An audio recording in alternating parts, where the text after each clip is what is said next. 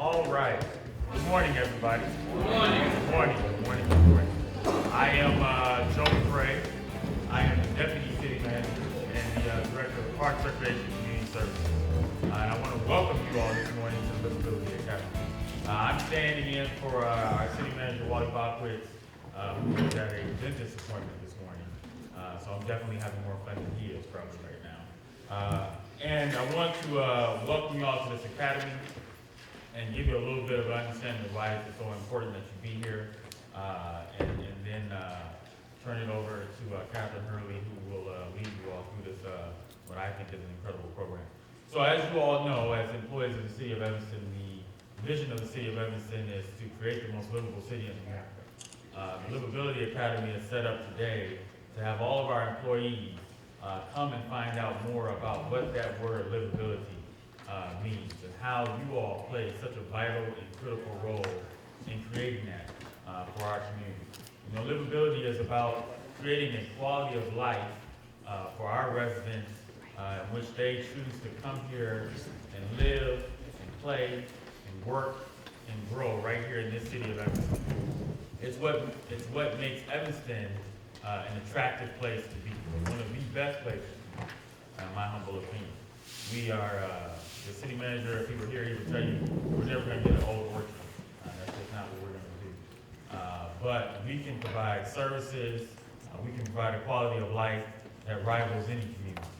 And today, we're going to talk about how each and every single one of your positions ties into that mission, that vision in creating us and helping us to create what can be an amazing community. So this is important. This is worth your time. I would encourage you to listen actively and participate. I would encourage you to ask questions. And by the end of the day, the hope is that you'll have a better definition of your role and your part in this great vision of the City of Evanston. Okay? Thank you all for your time. I don't get to say it often, so I'm going to say it now. Thank you for what you do for the City of Evanston's residents and community.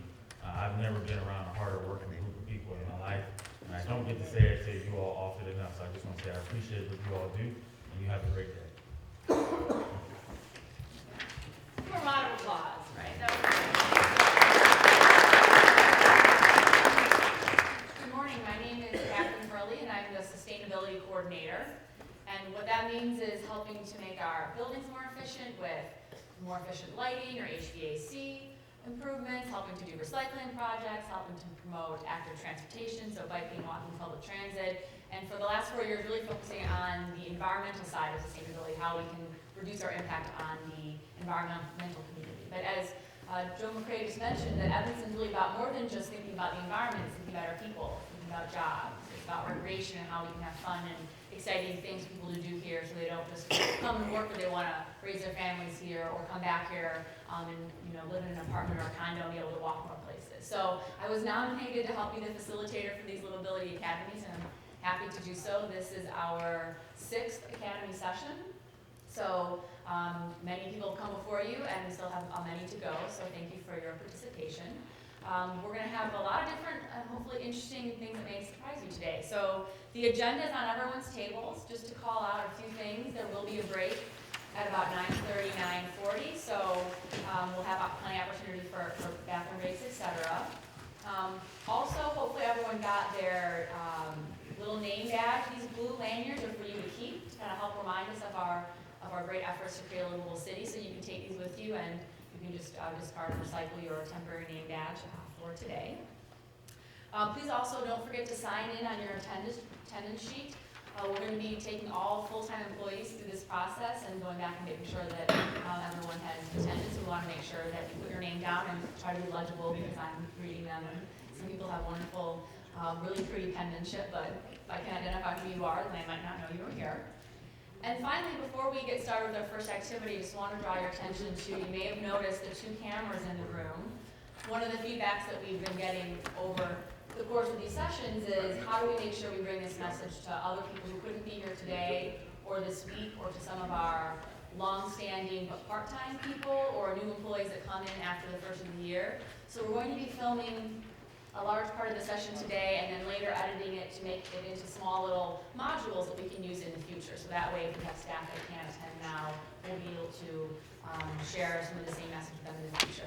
One thing that we will definitely not be taking, and we'll turn the cameras off and make it super clear, at the very end there's going to be a great opportunity for us all to brainstorm and share ideas of things we think that the city should be doing, that we can be doing together next year and beyond to continue creating the most livable city. We've had a lot of really, really great feedback at all the sessions, and we're definitely not going to be taking that. We want people to feel like they can continue to make their comments and not have that be filmed. But the general presentations and some of the other activities will be turned into little mini videos so people can later get the experience even if they couldn't come.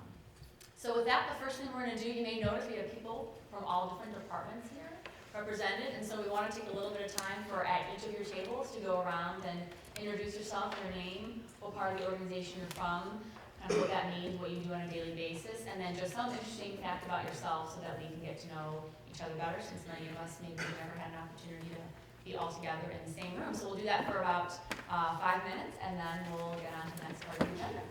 Welcome, and thank you so much for being here. So the next thing we're going to do is kind of build upon that, getting to know one another, and help to simulate some of the importance about team building and communication with the Marshmallow Challenge. Now, first of all, has anybody heard from their colleagues all about the challenge and knows the secrets? Anybody? Oh, everyone is so good at keeping a secret around here. So we have a team building activity called the Marshmallow Challenge. The other side of your agenda has the instructions. So I'll direct your attention to it. The goal is to build the tallest freestanding structure with only the materials listed on our sheet, which are on your table.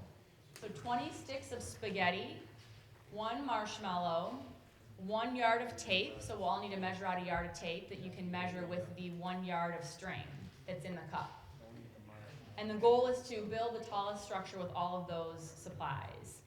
Can't use the tape holder, we can't use that metal stand, your cell phone, or any other resources. It can't hang from the table or be on top of the chair. We'll be measuring it from the top of the table with a yardstick at the end of our challenge to see who has the tallest structure.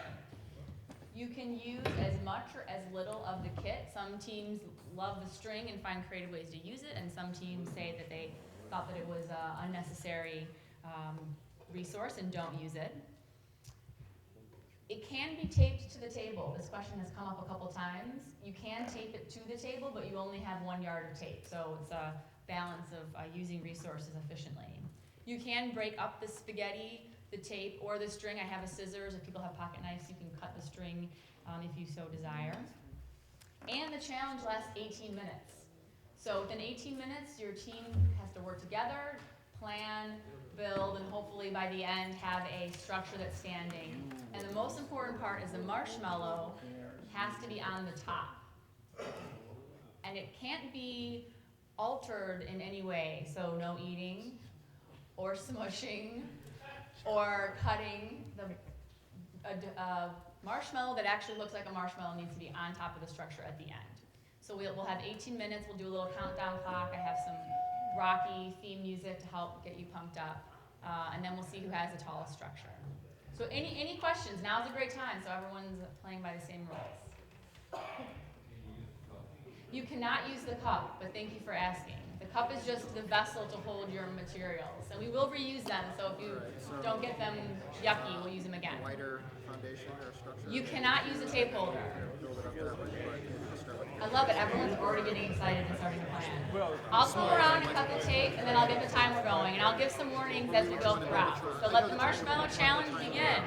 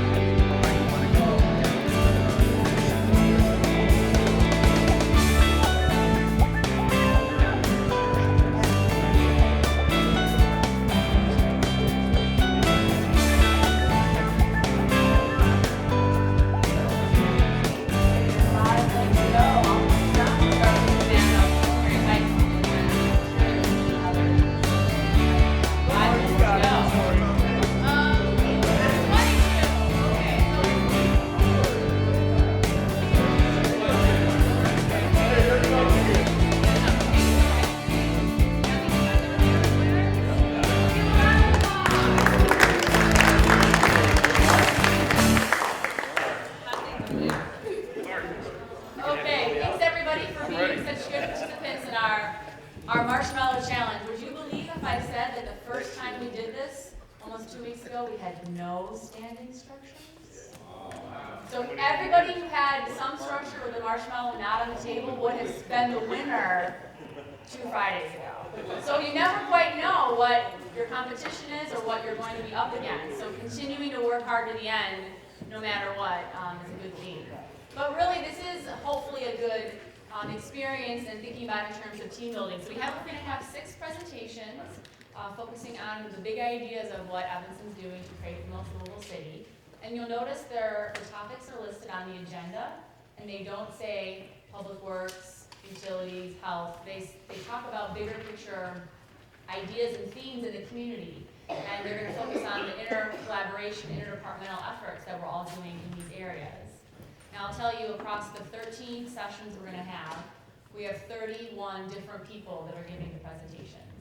So based on people's availability and different departments taking turns. So in all, every department director and division manager, people will be involved across all the sessions, and who's here today are the people that were available to give the presentation today, and we appreciate that. But you will see in all the sessions, basically everyone having to help out and do their part. And then the presentations themselves were developed in collaboration with people across many different departments. So these really are to bring true the theme that we're all working together on many different fronts all at the same time. And we're going to give you a little bit more specifics and frame those in these main theme areas. And these are the areas that the city reported information on in that STAR community rating process that was mentioned in the video. So this will give you a little bit better really of our highlights, both what we're doing and what we were recognized for through that process. So we're going to have the first presentation on the built environment from Damir, Latinovic from Community Development, and he's going to give you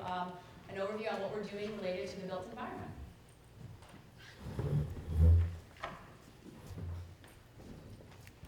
All right, thanks, Catherine. Good morning, everybody. Good morning. I hope you're wide awake, and I'll try not to put you to sleep. I'll keep it short. My name is Damir Latinovic. I'm a land use planner in the Community Development Department. So I work here in the Civic Center. And along with Public Works, our department, and along with Utilities Division and the Parks and Rec, we work on managing the built environment. So everything you see around you, buildings, roads, infrastructure, that kind of stuff, to make sure that really coexists with the natural environment in harmony, so that the beautiful natural environment that we have here in Evanston kind of works really well with the built environment. And that's what a livable city is all about. It's a great place to live, great place to work, and it's a great place to visit for visitors. So when you think about a great place to live in, it's about providing people with everything they need, so different services, goods, and activities. And that means not only on a larger scale for the whole city, but it also means on a smaller community and neighborhood scale. And one of those neighborhoods is Emerson Square. This is a new development that the city did in cooperation with a private developer on a vacant land that's just southwest of the Civic Center over in Emerson Square. But it's a neighborhood for low and moderate income residents, and provides all kinds of amenities for the residents of that community. It includes a park, includes urban, community gardens. It's right across from a community center. So it includes a lot of good amenities that people need to have within their own immediate neighborhood. And it obviously has good connectivity to the rest of the city, to the Emerson Street. Managing built environment is not all about managing the buildings and infrastructure. It's all about managing the open space and parks as well. And so we work on not only making sure that there's an adequate green space for all the residents, but that it's also within a good proximity to everybody so that it's accessible. And then our Parks and Rec department works on actually programming events throughout the year in all these parks. And the idea is to bring people together. So events like movies in the park, concerts in the park, they bring people together to develop that sense of community and just make it a great place to live in. As you know, the city of Evanston is pretty much a built-out community, so we don't have a lot of opportunities for redevelopment. But when we do have some, our departments work together with the developer to create a project that provides as many amenities, not only to the future residents of that project, but also to the rest of the citizens and the people in the area. This is one of those projects. It's at the southeast corner of Chicago and Maine. It's a vacant site right now, if you're familiar with that. But this will be a project that hopefully will break ground last year was recently approved, and it includes, I believe, about 120 apartment units with a mix between studios, one bedrooms, et cetera. But it also includes retail space on the ground level for the people in the area. It includes office space on the second floor so that employers can move into the area. And then we also make sure that the developer actually makes improvements to Main Street and Chicago Avenue that are adjacent to the site so that the Chicago streetscape is improved at the same time.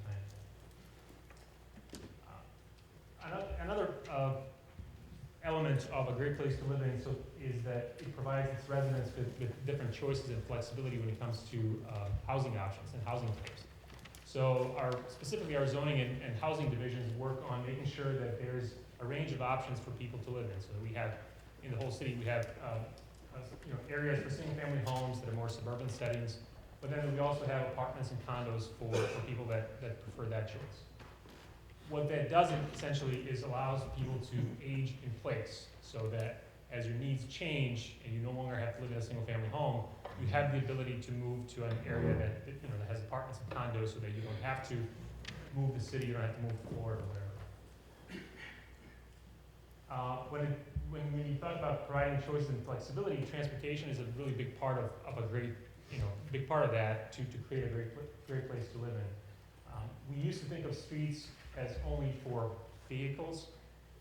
There's been a shift in that. There's been a demand, increasing demand for different alternative transportation. So this is Church Street, which is a project that was recently completed by our Public Works Division to redo the street so that it accommodates not only cars and vehicles, but also bikes. So it includes a protected bike lane.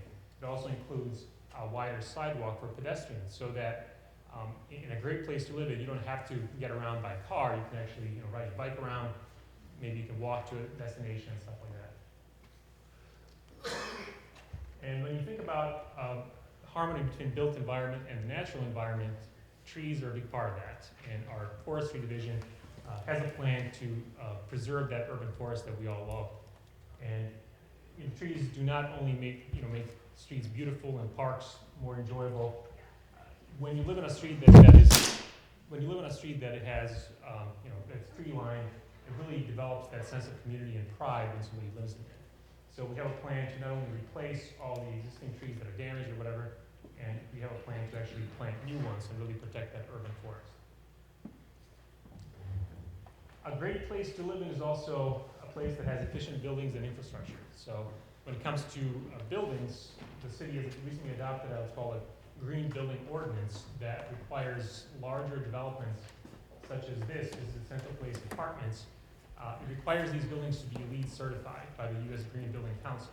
In essence, what it means is that the building has to be energy efficient. So people that live there, like in this case, they not only have a great place to live, it's a brand new building, they also have retail services on the ground floor for a lot of immediate needs that they have, but the building is also energy efficient, so it makes that place a better place to live in.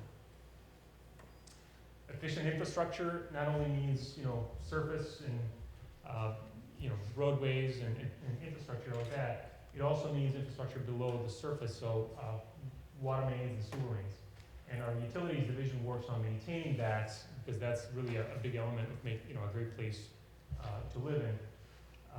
This is an example of before and after picture that shows a sewer, like an older sewer main that was repaired through the process that's called, I believe, water main lining process. And in essence, what they do is they try to make a more improvements to this infrastructure through repairs of existing rather than waiting until there's a water main break or something like that, and you have to open cut the street and do it in that manner. You're being more proactive, which is more cost efficient and it's more effective. And then obviously on the surface, efficient infrastructure means everything from snow plowing, traffic management, making sure that all the roads are in good shape. But it also means when you're redoing a street that you accommodate for different types of transportation. There's on-street parking for vehicles, there's bike parking, there's wide sidewalks for pedestrians to enjoy everything that's on there. And this is Maple Avenue downtown. It's a street that has all kinds of amenities for the residents and visitors. So built environment really keeps evolving. The job never stops, obviously. And this is just an image of a upcoming project. It's Fountain Square Plaza that used to be a really great place for the city, but it's kind of seen its better days. So one of the upcoming projects for the city will be to revisit that, make some improvements to that so that, again, becomes a great place, a focal point of the downtown and then the focal point of the city. So with that, I guess we'll take questions later. And Great, thank you. Let's give them a round of applause. Great, thanks, Damir. And yeah, at the very end, we will have an opportunity to ask questions of all of our speakers. So now's a good time to be thinking, is there something that you heard that you want to learn more about, or something that you didn't hear about you would like the speakers to comment on how that is helping to create the most livable city? So next up, we're going to hear about climate, energy, and natural systems, and Laura Biggs from the Utilities Department is here to give that presentation. Laura? Thank you, Catherine. My name is Laura Biggs. I am the Superintendent of Construction and Field Services for the Utilities Department. So what that means is that I oversee the capital improvement program for water and sewer, and I also oversee the operations for our distribution and sewer field crews. Today I'm here to talk about our climate, energy, natural systems. So Evanston has been working on being the most livable city in America for about 10 years now. In 2006, there was a strategic planning process that a lot of the city was really invested in. There were meetings with the community. It was this huge process, and then more or less the whole plan went on the shelf. However, meanwhile, the great employees of the city of Evanston, just in that they were ambitious and innovative and dedicated to their jobs, actually went ahead and implemented quite a lot of the things that were in the strategic plan, while most of them had never read it or in some cases had even heard of it. And so Evanston has been improving a lot in the last 10 years, working heavily towards being a more sustainable place, being the most livable place. And part of that was we participated in the Star Communities process, which was a rating system to basically measure being livable and sustainable. We were one of the 20 pilot cities that participated last year, and in fact, we were the second city to receive a 4 out of 5 stars rating. So part of being sustainable has a lot to do with our energy use, and I'm going to talk about that for a little bit here. We would like to be less dependent on fossil fuels, less dependent on outside energy sources. So this is a 25 kilowatt solar panel installation that is at the water plant. And in fact, the city is working on putting in a couple of additional small solar panel installations. This was a pilot, and we have learned quite a lot from it. This is one way in which we are trying to really take advantage of more natural resources and be more in harmony with the environment while reducing our impact. So all the energy generated here goes immediately into the water treatment process, and it's fully used. This is a picture of Sherman Plaza, where the city owns and operates a city-owned parking garage, and in addition to actually 2 other city-owned parking garages that we have. So over the last year or 2, we have gone through and we have upgraded the lighting at our parking garages to make it more energy efficient. This project actually will save the city about $1 million over the life of the fixtures. So overall, it was a very fiscally responsible thing to do. But in addition, has substantially reduced our greenhouse gases that we produce because, as you can imagine, the lights of parking garages rarely go off. And so it is projects like this and other energy efficiency projects that we've implemented at a variety of city facilities that have helped the city to reduce the electricity-related greenhouse gas emissions by 45% since 2005. Fleet is another big part of that carbon footprint, and we have worked diligently to become a more green fleet.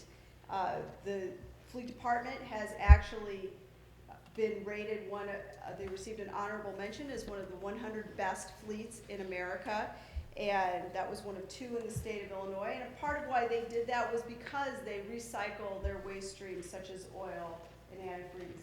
They have gone to the use of biodiesel for some of the vehicles. But it's not just what the fleet division does, it's what other departments do in their use of fleets and their purchase of new vehicles. And what a green fleet is different for different departments, but a lot of them have contributed. So, for example, the police department they use 7 motorcycles most of the year, but not all of the year.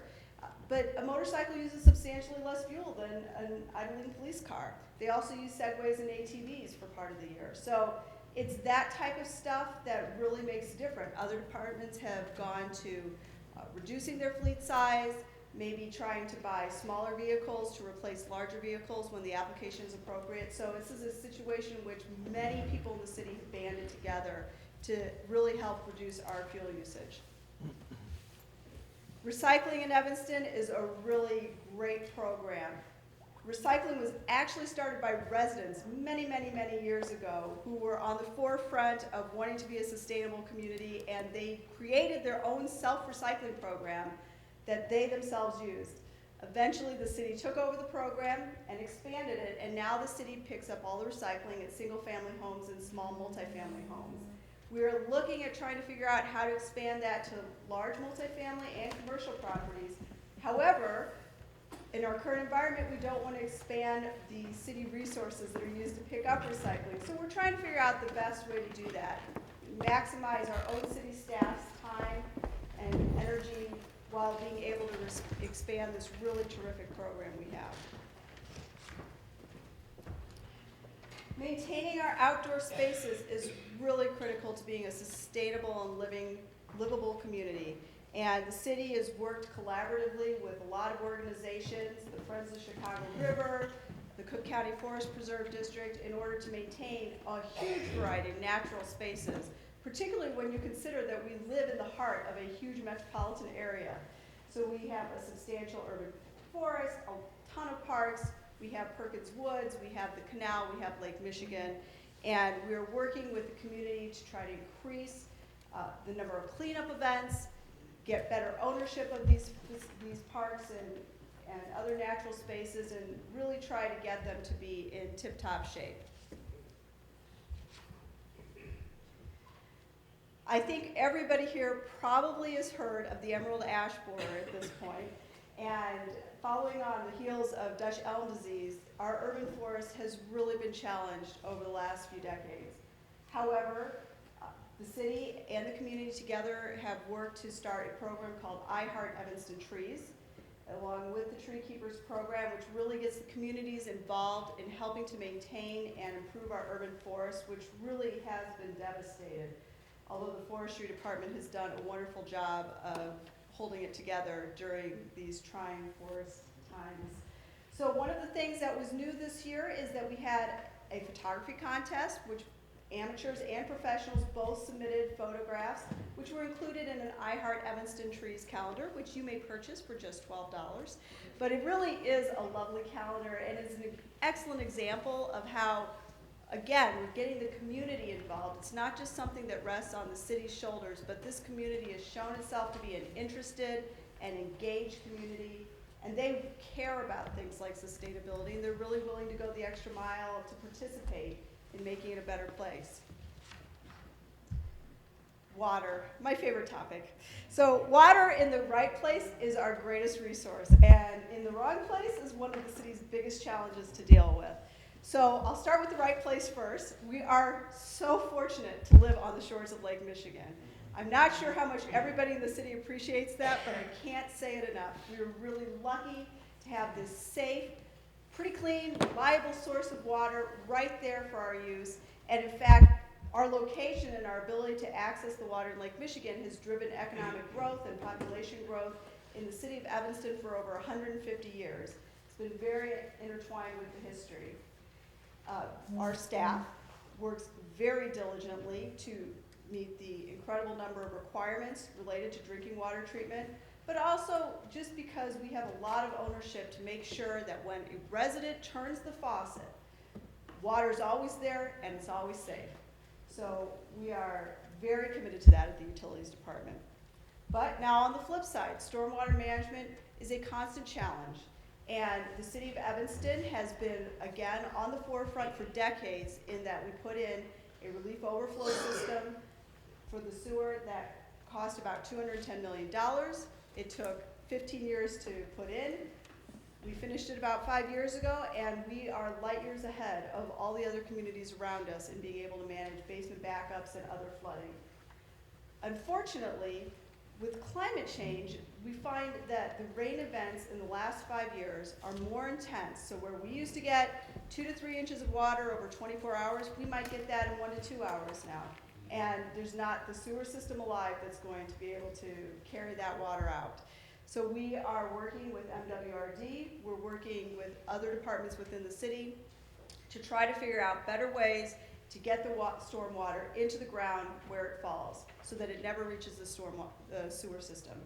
And this will be a very big program, I think, for the next few decades, just to try to make sure that the city remains a livable community. So Evanston is very urban, but as I said before, we maintain a significant number of natural spaces, and this is really critical because it improves the aesthetics of the city, but it also really improves the mental and physical health of our residents to be able to access nature in this way.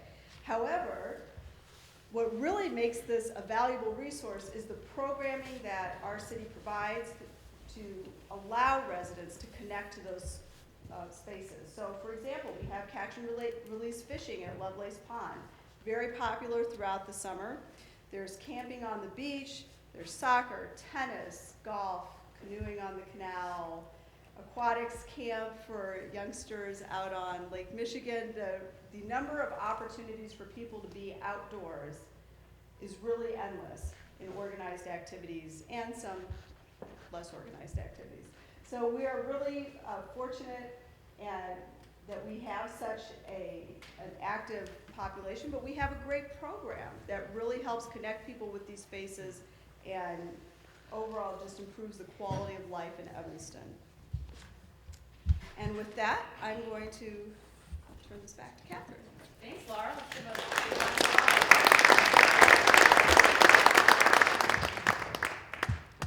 So now we're going to hear from Kevin Brown from the Parks, Recreation, and Community Services Department about what the city is doing together to help in the area of economy and jobs. Because it's great if we can make sure we maintain and protect our natural resources and our built environment, but we need to have opportunities for people to live and work in the community, and that's something that is continuing to be a priority for us. So Kevin?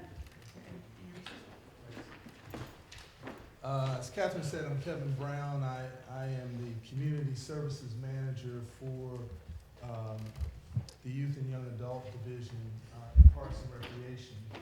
And one of the things that we do in our department, just to give you a sense of what we do, we work with the school systems and all of the community-based agencies that work with youth and young adults. But we also have a great focus on workforce development, and we have a number of programs that I'll be talking about as I talk about economic development that I'll share with you. But I want to focus on livability in regards to economic development.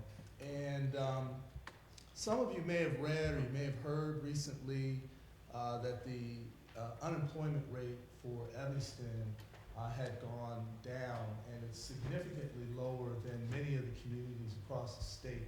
I think it's around 5%. And there's a connection between some of the activities that are happening in this city and in the other anchor institutions in our communities, such as Northwestern, the hospitals, the school systems, and the city, that help to keep our unemployment rate very low, and it makes our community quite livable. Livability draws businesses, and businesses contribute to the community, quality of life, and through the investments in the built environment, the culture, and in philanthropy. So I'm gonna start by giving you an example of what we're talking about through the retention of the Autobarn recently. And if you just take how many of you maybe drive what do they have, Mazda, Volkswagen, or Nissans? Anybody in here drive those cars? Okay, we have We have one person. Oh, there's two. Okay, great. So there are some people that do that. The Auto Barn sells Mazdas, Volkswagens, and Nissans. But the Auto Barn approached the city recently about this property right here, which is 222 Hartree. It's a 4-acre property behind the Target shopping center on Howard Street. And they came to the city because they said, we want to have additional space that would help us to build a repair shop, the store, their pre-owned inventory, and they just wanted to free up space on here, the Chicago Avenue location. And so they came to the city, and the city said, you know, maybe we can help you because it's going to be a benefit to the community. And so the city provided tax increment funding for the Auto Barn to rehab this particular facility so that they could use it for the uses that they intended. Now, the benefits that come to us as a result of tax increment financing, helping them to expand their business, are added sales tax to the city, as well as they added 30 additional jobs. In addition to that, the Auto Barn has made a commitment to work with our high school and the Youth Job Center of Evanston, which is one of our workforce agencies, to develop a program that would help to train individuals who would then be able to work in this particular facility. So it's a win-win for everybody, and that's really how it works. A lot of you may have seen and been aware of the recent sort of renaissance that's occurring on Howard Street, and the city of Evanston has a lot to do with that. The redevelopment of Howard Street, it's been a multi-year process that's been in place. It's included improvements to the built environment, and but the capacity building of the merchants along the corridor has come through. You probably heard of 415 Howard Street, the big, large apartment building that adds capacity to the area. You also heard of the purchase of buildings along the corridor, turning the vibrant uses like the Peckish Pig. Anybody in here work on the Peckish Pig? There was a lot of controversy about that. Okay, there's one of the controversial figures, there's another one. But anyway, Peckish Pig was one of those restaurants that the city has invested in. They took 5 vacant storefronts, they turned it into a restaurant and a brew pub. And then you probably heard of the Ward 8 Cocktail Lounge. The city owns 3 more buildings in the 700 block that are going to be redeveloped in the coming years. So that's all about building capacity so that we can make sure that businesses on the ground are supported, and they convene regular meetings with the group to encourage communication, coordination, and activities to really help the community. And then we had, you probably heard of the American Express campaign, which the city also participated in. The local economy, shop local, really try to engage small businesses in the city. So the shopping local means that, you know, we're keeping money in our community, and the studies estimate for every dollar spent at a small business, approximately 70 cents of every dollar is returned to the local economy. And this is from the employees that work in the store, the local services, the accountants, lawyers, and vendors. You get a mix of retail and service-based businesses that give residents within the community a place to shop and enjoy. So that's an example of some of the activity that economic development is engaged in. The small business shop local happened on Saturday after Black Friday. And a lot of what that does is it introduces people to businesses that they may not have been aware of.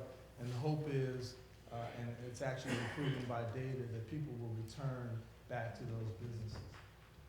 There is a robust campaign called Next Chapter at the Evanston Public Library that encourages entrepreneurship in our city, because that's really the driving engine in the American economy for jobs, are small businesses.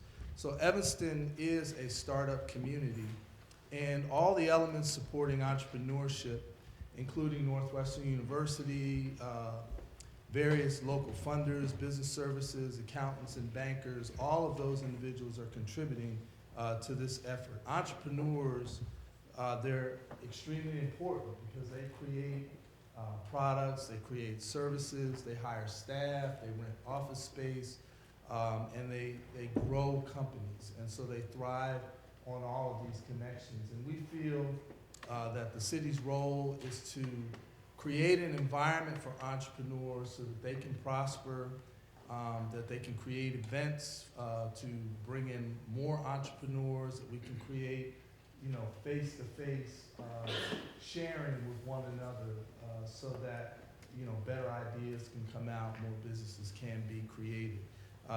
Evanston's Economic Development Team, we meet with entrepreneurs who are interested in Evanston. They help them to locate, they help them with zoning issues, they help them to apply for licenses, for food sales and service, storage. They help them with the inspections, the permits, and certificates of occupancy. So there's a lot of work, robust work being done that really is about creating this environment so that we have better employment in the economy. And then finally, the last slide deals with an area that we work with in the recreation department. Evanston has a tremendous amount of workforce opportunities. And sometimes, we get people, our department has actually helped over 200 people in the last 2 years to find employment, Evanston residents. We have data to support that. We have a lot of programs here, about 7 different programs that we are doing our best to make the community aware of, that they can access to help them in their employment. One of the programs is sort of represented here. We have a relationship with the Youth Job Center, and we have a program called the City of Evanston Youth Job Center, Building Career Pathways to Sustainable Employment. And that particular program has really gone after disengaged, disaffected youth who can be a drain on our city resources. And what we've done is partnered with the Youth Job Center to employ 43 individuals in the community over the last 2 years. 85% of them have retained their employment in their first year, which is a phenomenal rate that is well beyond the national averages. We're increasing that program. We'll have 20 to 25 individuals in 2015 who also go through that particular program. But there are other programs that are located in the Evanston Library. The National ABLE Network is a workforce agency that helps to employ people along with the Youth Job Center. The city itself has the Mayor's Summer Youth Employment Program, which targets 14 through 18-year-olds to try to give our kids some skills and abilities that will help them to hopefully come and work either for the city or other local businesses. We were able to increase that program from 160 jobs in 2012 to over 500 positions in 2014. So the city is working very hard to do that. We've got the local employment program, which has connected with a program at Northwestern University to create apprenticeship options at Northwestern University for individuals to work on construction sites. And that program says that they're going to hire 25 Evanston residents this year and 50 Evanston residents in 2015. So there's a lot of work being done in that regard. There's 2 other programs I wanted to mention. We have a program with Oakton Community College, which is a truck driver training program where individuals can get a CDL license through the Oakton Community College. And there's a partnership with 2 local trucking agencies, so that if you go through the program and you complete it, you're guaranteed a job at the end of that process. Another program that we have is a certificate of rehabilitation, expungement, record sealings, and partial record sealings or clemency program for individuals who may have committed crimes. They're barred in employment, and the city is helping them to expunge or clear their record so that they can become employable and they won't be a drain on our local resources. So there is a lot of work being done that helps to make this the most livable community. I'm glad to be a part of it and glad that all of you are a part of it as well. So thank you very much.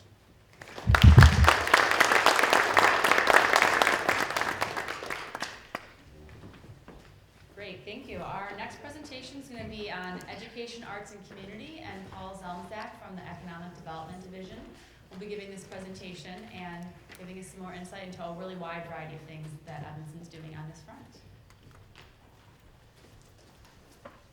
Thank you, Catherine. I am Paul Zalmezak, Senior Economic Development Coordinator at the City of Evanston. First of all, thanks for spending 3 hours of your day.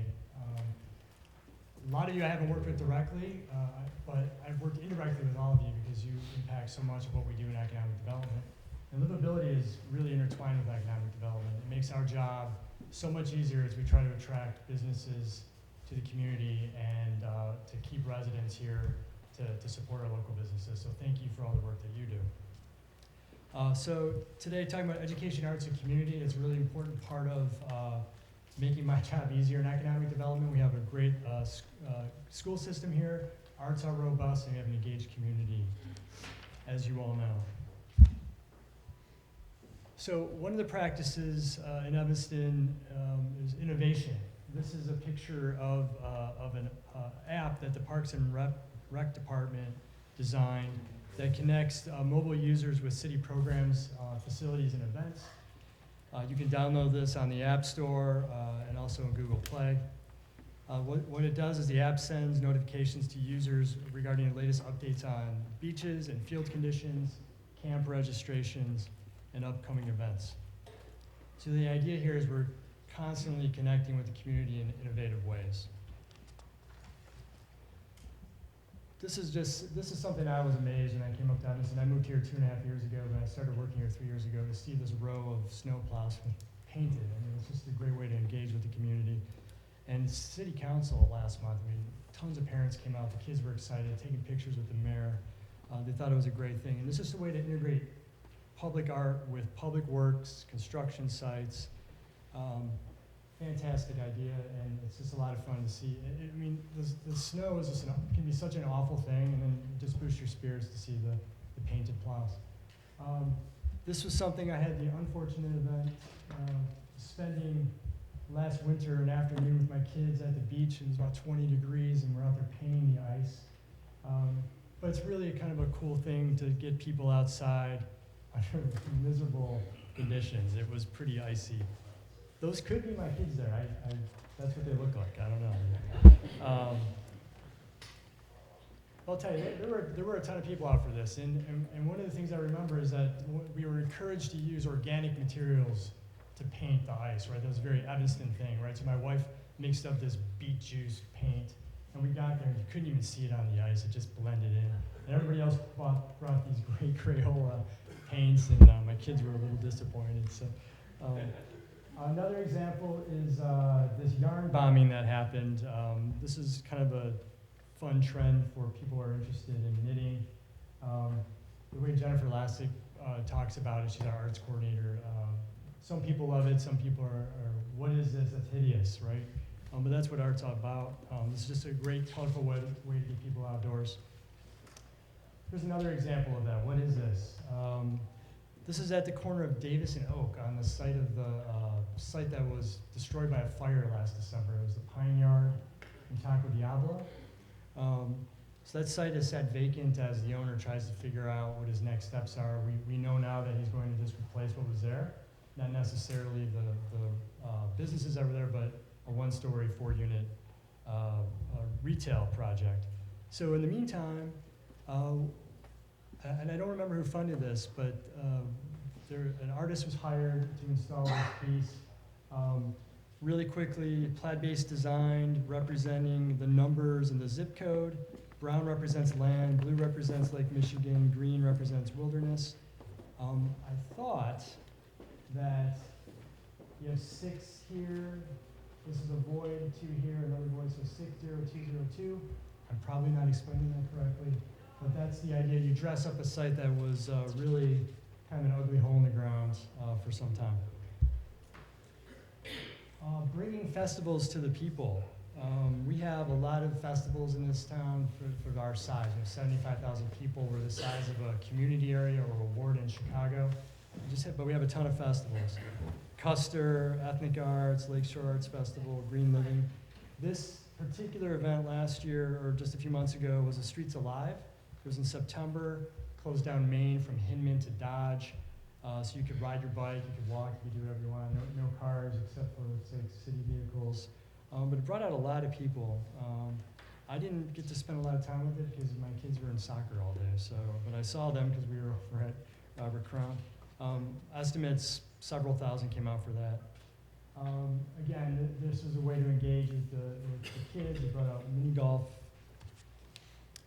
Then there were these like spongy block furniture items that clearly the kids really enjoyed.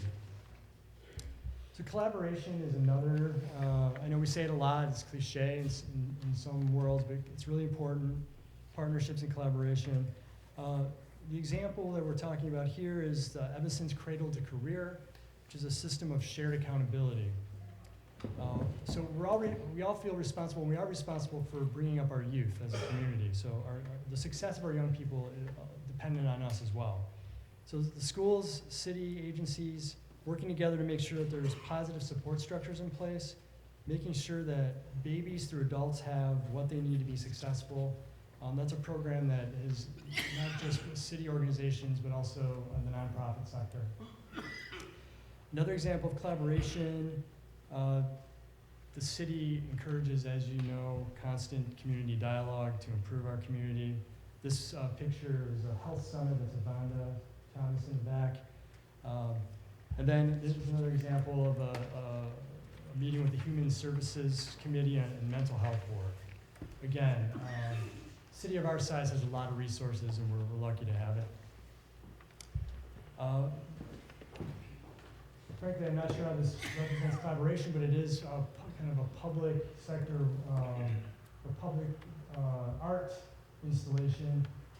Slow down a little bit next time you're at the library, take the ramp, and you'll notice that there's a series of poems that are installed in the concrete as you walk up the ramp. This apparently was a competition to select 5 original poems, and they're installed outside the library. Accessibility, not just for physical accessibility, but also just having accessibility to data and information. So I think everyone agrees that 311's been a major success.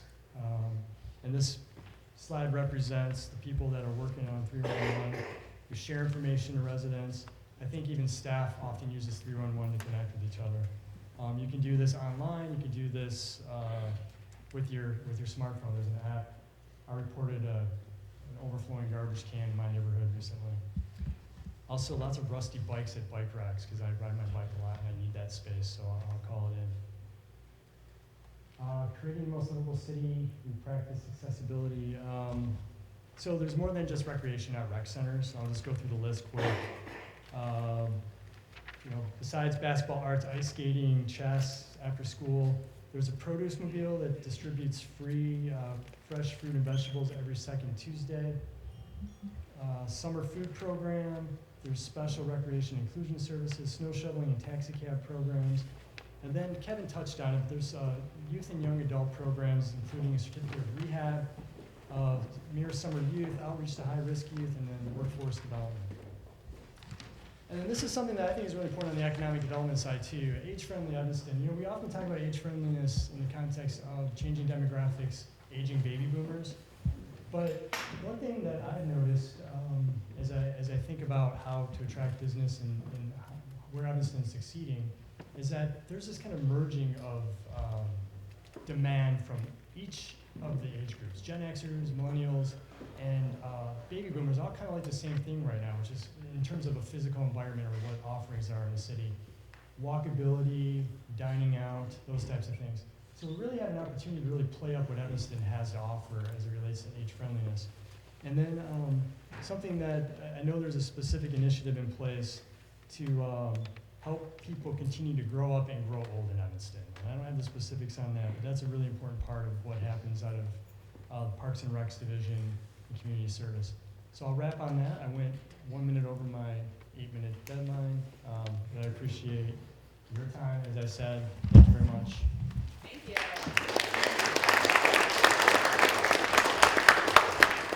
Thanks, Paul. I should mention when we did this the very first time, the pilot, we tried to make them 5-minute presentations, which was really hard, and the feedback from the participants was that there was good information and a couple extra minutes would be helpful, but it all gave us an opportunity to think how hard it must be at public meetings when we tell residents 3 minutes or even a minute and a half that when you're talking and that you have something important that you want to say, how hard it can be. So it gave a lot of good perspective of what it's like when you're trying to get out information. So we decided to extend them to around 8 to 9 minutes to give people more time because there is so much wonderful things that are going on that we wanted to communicate.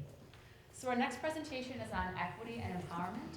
And Bob Dornecker from Parks, Recreation, and Community Services is going to be here to talk to you about all the different things we're doing in that area. Thank you, Catherine, and good morning.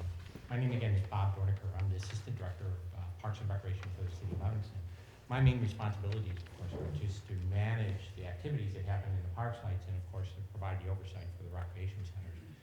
But I'm here to talk to you today about the equity and empowerment part of the presentation. And a large part of that is, of course, is education and learning and, of course, recreation. And what better two partners to have in that component, but of course, the Parks, Rec, and Community Service Department and the library. So education, as I mentioned, we provide the city, of course, for all ages, for preschool through all the way through adult type programs, for opportunities to learn through play at our libraries and our recreation centers. It includes many kinds of activities, anything from story time, which is taking place here at the Fleetwood Jourdain Center, to story time that occurs many times during the week at the library. Reading is fun for all ages. During the summertime, the library works as a partner with us to have library programs offered in the various park sites, which is sort of a continuation of the school year program, which provides that lasting opportunity for the kids to be able to continue their education and to learn. Collaborations with the schools, of course, are very important. We have 2 great school districts here in the community. We work very well with them. We work to put together PTA councils, to put together community conversations about important topics. In fact, in the month of November, the library worked and put together a topic on diversity of youth violence that was very well attended. We also work very well with the school district on programs to where the school districts actually come out and the teachers provide tutoring at the various rec centers. So it's very important as we move forward in the educational component, as Kevin talked about, with other partners too, such as the Youth Job Center. The Youth Job Center is a great partner for the city, and they work to provide not only free internet access to individuals who are in search of jobs, but as well as to help prepare resumes with individuals, as well as they work with us in the Mayor Summer Youth Employment Program. Last summer, we actually moved it to the high school. We had close to over 600 participants attend, looking for jobs actually from 14 to 18 years old. Programs are very important for us. Also, we're at the loft over at the library. They really focus on the teens, so you could go over there and you could find anything from from gaming to learning to actually during the summer months, the city provides free beach shelters to try to encourage the teens to come over to partake in the activities that are over there. We also, over at the loft, we have a 3D printing, which is new, and it allows teens to learn about additional computing skills that occur at the library.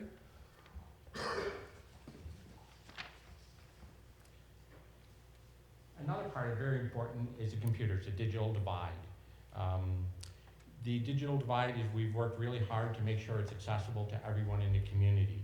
We have sites at Mason Park the library, all of the rec centers to provide not only computers that are accessible, but also the public access to Wi-Fi so that they're able to work on projects, do after-school programs, search for jobs, other types of activities. An important part of that too is just even accessible to computers. One of the things at District 65, and when you talk about partners in education, they wanted to make sure that the kids had the ability to do this.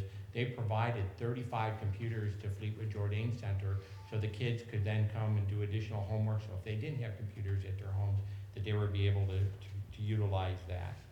Over at the library, your public library card gives you also free access to many, many databases.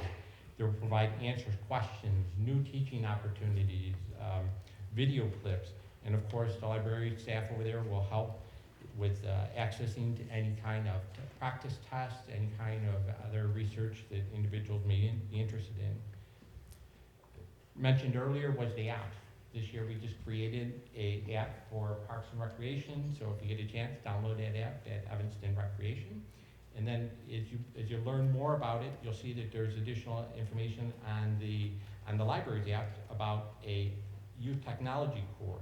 And they work they work very heavily with the people over at Prim Tower, if everybody's familiar with Prim Tower, which is a senior citizen building here in Evanston, where that they could go over and they actually provide services to help them become more improve their technology skills with the digital divide.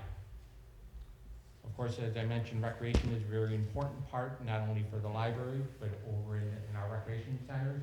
This photo shows over at the loft, as I mentioned earlier, you have some gaming activities going on, a lot of fun activities, and it also encourages teens to not only to partake and to socialize one another, but provides an opportunity for them to get to know one another, which is very important.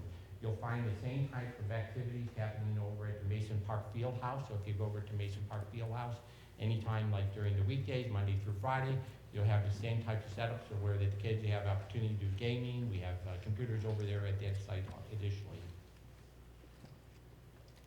Important part of recreation, of course, is volunteers. Without volunteers, we probably couldn't do many of the programs and services that we provide to the community.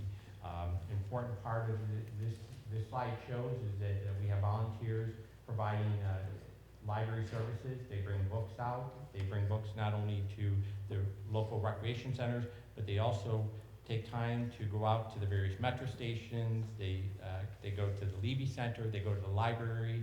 So if you go to any of the recreation centers right now, you could find in those centers library books for individuals to obtain free of charge as long as you bring them back. And it's a great opportunity, again, for that educational and learning piece for the community for all ages.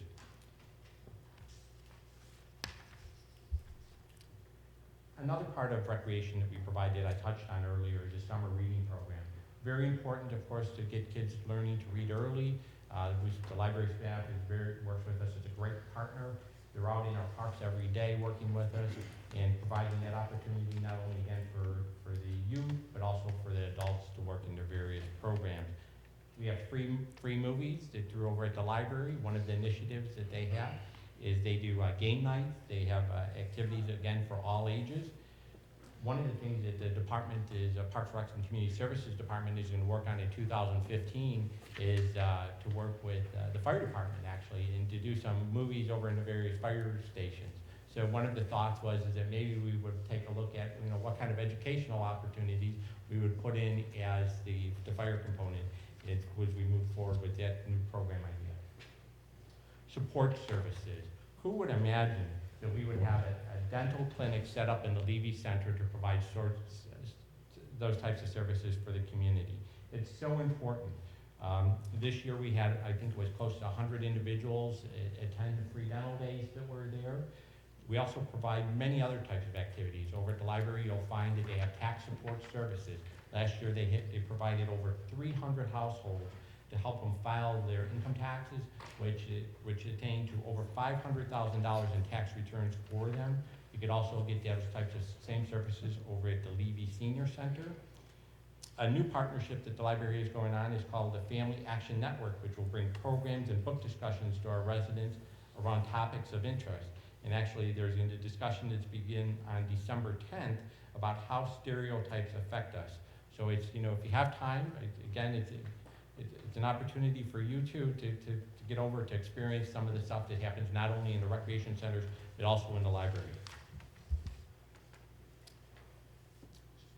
Another part of support services you've heard other individuals talk about is the inclusion piece. It's very important that we make sure that the inclusion is accessible for everyone. And this part, we work very heavily with the special needs. This year in November, there was a resource fair over at the library that was set up that allowed for various partner agencies to come over to provide opportunities for individuals to learn about what opportunities they may have and also to partake in further program opportunities.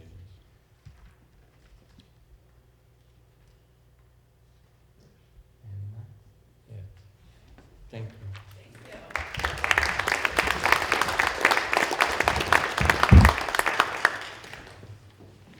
Great, thanks. So our last presentation is about health and safety, which are two very important topics to a livable city. And Commander Parrott is here from the Evanston Police Department to give an update on what we're all doing together around health and safety. Thanks, Catherine. As Catherine said, my name is Jay Parrott. I'm a commander with the police department. I'm also the executive officer, so that part of that duty was coming up here and giving a little talk about health and safety with livability. Health and safety in Evanston is directly related to livability. Creating sustainable partnerships between police department, the fire department, and really all city departments, and then working with the community is leading us to that livability. Improving access to city services through resources and technology, and then of course fostering innovation through that. This is an example of just some of that technology that we use. This is something that's used by Parks and Recreation Department. In the past, the city has closed beaches due to local testing for finding inadequate levels in the water. So when they close those beaches, instead of having to post signs, they can put out this information through technology, letting the public know that the beaches are closed ahead of time, and they can predict these issues from coming up from doing these types of water testing.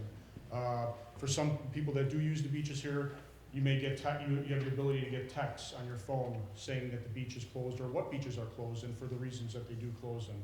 So this is just an example of some of the technology that the city is using to get the information out to the public.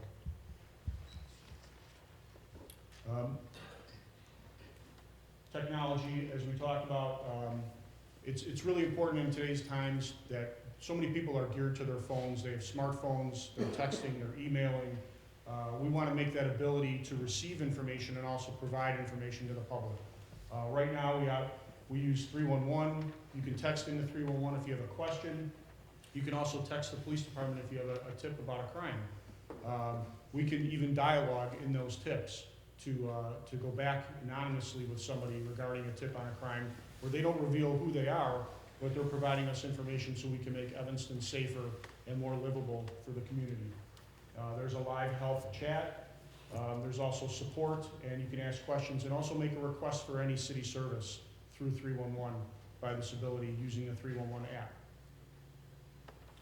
311 has become a huge success in providing accountability to various city departments and also internally. As you can see, there's over 87,000 requests for service have been completed. There's a breakdown here between some of the city departments and what ranges of services and the amount of services that they've provided in those different departments. Police, Community Development, and Public Works have received the most requests out of all the submissions to 311. This does help with accountability because all the requests are tracked and making sure those issues are resolved in a timely fashion. Those are also being utilized internally now through facilities management. They are taking requests through 311 to take care of city buildings internally.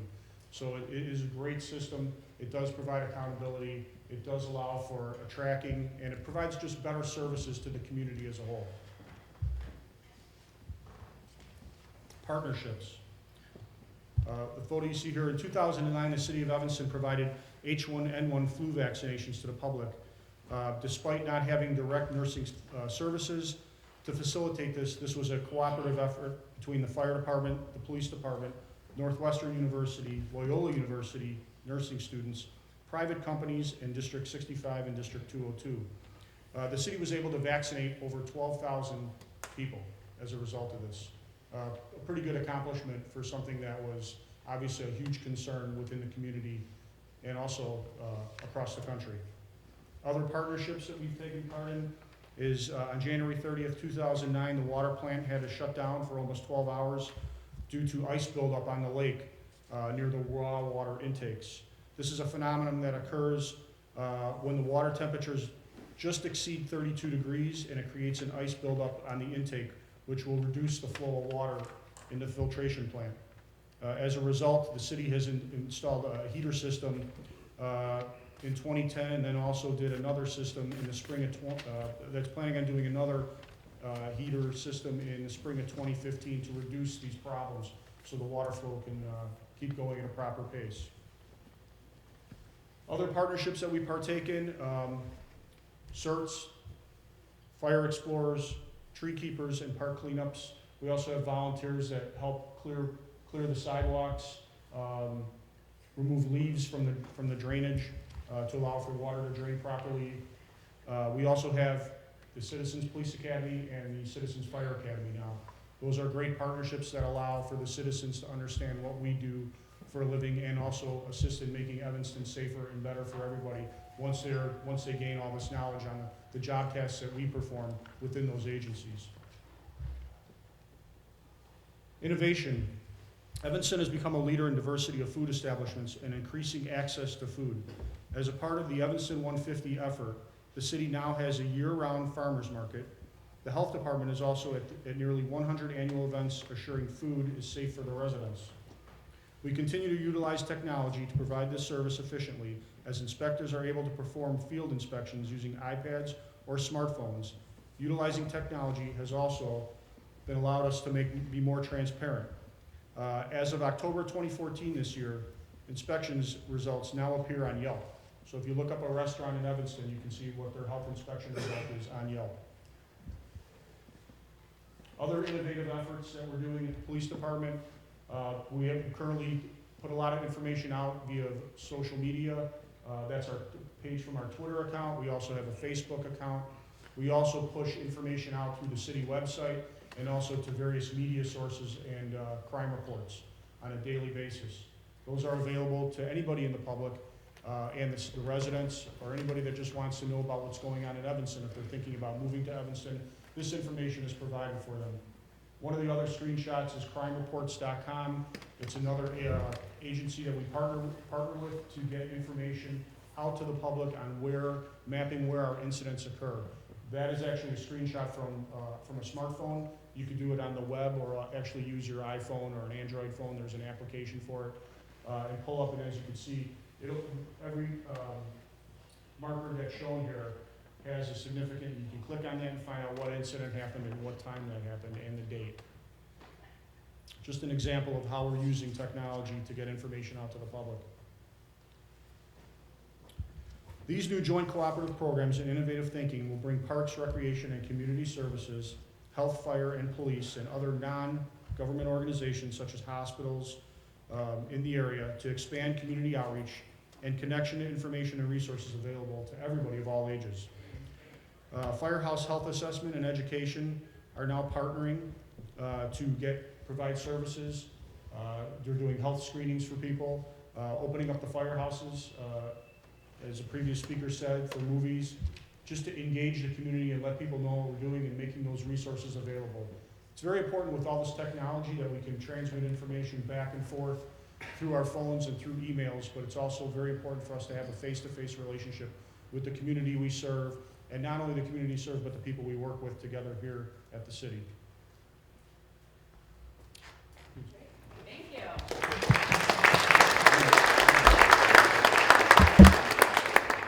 Great, thank you to all of our presenters. We're gonna have everybody come up to the front, so now's an opportunity if anyone has a question they'd like to ask to any of our presenters in specifics or more in general.